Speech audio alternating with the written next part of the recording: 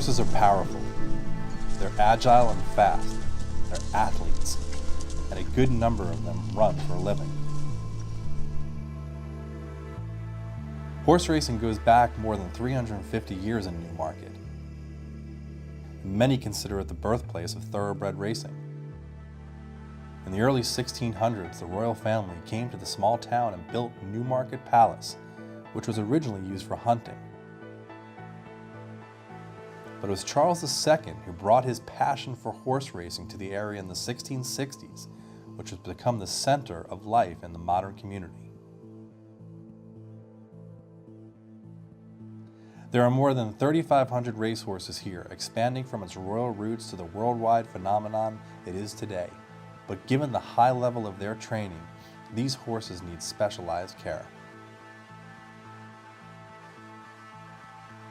Now, there's obviously, in our time here, you keep mentioning the horses as athletes. Mm-hmm. And they are truly treated as athletes. They are massaged, they are, bathed, they have heated blankets, they have, all these great things because they are truly just like an Olympic athlete, treated that way, and obviously have a monetary attachment connected to it.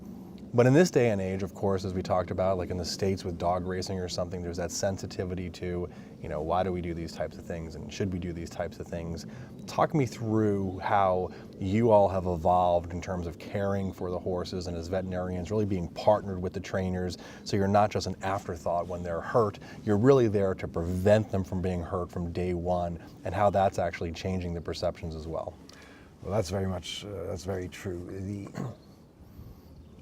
Any athlete, be it a four-legged or two-legged one, obviously goes through training processes, is put at risk from injury due to whatever type of sport they are participating in. And modern sport, be it, again, four-legged or two-legged, is very much revolves around prevention of injury as much as one possibly can.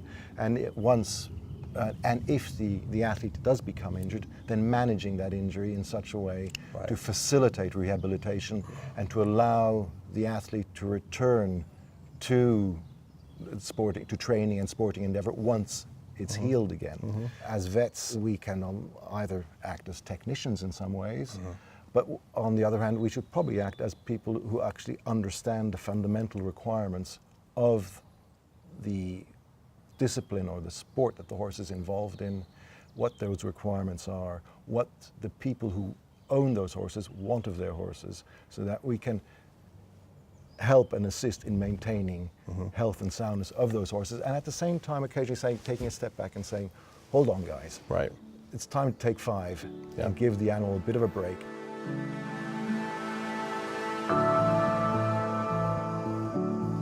Dr. Ilka Gansera-Lévêque is the only female racehorse trainer in the UK to also be a veterinarian. She came to Newmarket to open Gansera-Lévêque Equine Services, a family-run yard that has shaken up the status quo.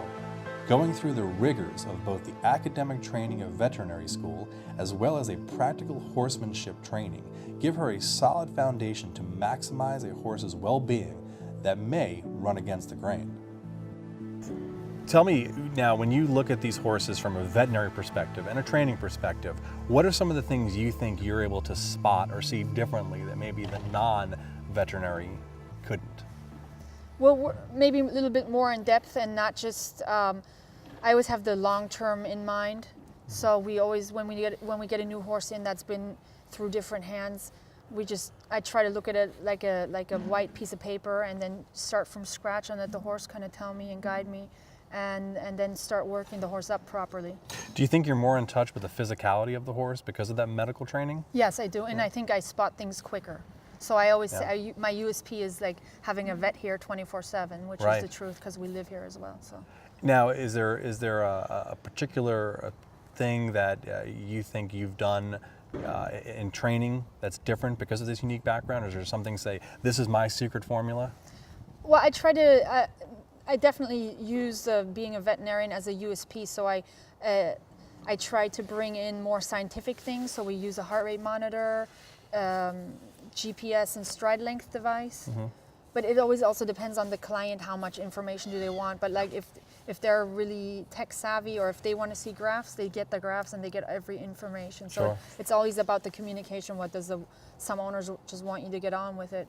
But so we use all these different things. Just I'm big on marginal gains.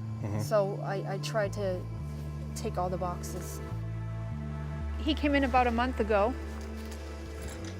He'd been with somewhere else, and he was supposedly like a terrible horse to ride, unrideable, and yeah, wanted to just get rid of him.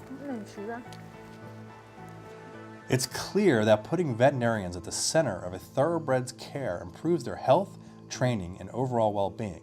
And Dr. Gansera-Lévêque is proving that when horses' well-being is put first, everyone involved, from the horse to the jockey to the owner, benefits. So it's important for our profession to be active and push for what makes sense for these incredible athletes. Learn more about how you can be involved in the U.S. by contacting the North American Association of Racetrack Veterinarians.